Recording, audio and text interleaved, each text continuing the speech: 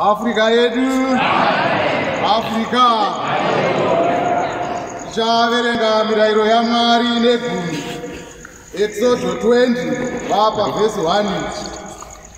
Zvino Mwari wakataura mashoko ose akati, ndini Jehovha Mwari wako wakakubvisa munyika yeIjipita muimba youranda. Usava navamwe vamwari kunze kwangu. Usazviitira mufananidzo wakavezwa, kana uri mufananidzo wechinhu chiri kudenga kumusoro, kana wechiri panyika pasi, kana wechiri mumvura pasi penyika. Usapfugamira izvozvo kana kuzvishumira, nokuti ini Jehovha Mwari wako ndiri Mwari une godo.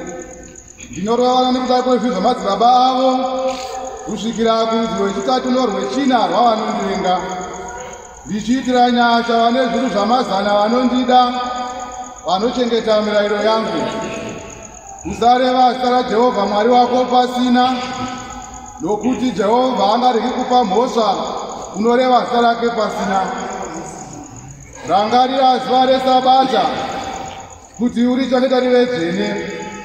Ubate mazuva matanhatu uite mabasa ako ose, asi zuva rechinomwe iSabata raJehovha Mwari wako. Usatongobata mabasa naro, iwe kana mwanakomana wako, kana mwanasikana wako, kana muranda wako, kana murandakadzi wako, kana zvipfuwo zvako, kana mweni wako uri mukati mamasuo ako.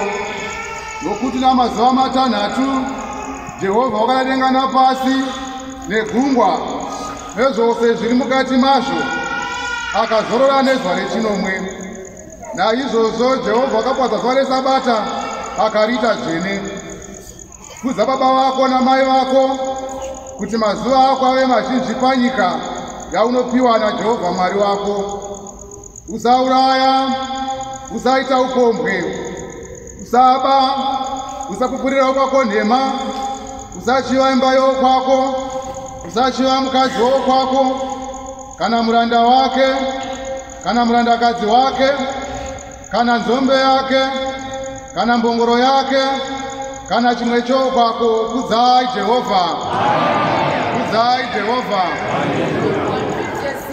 156, God.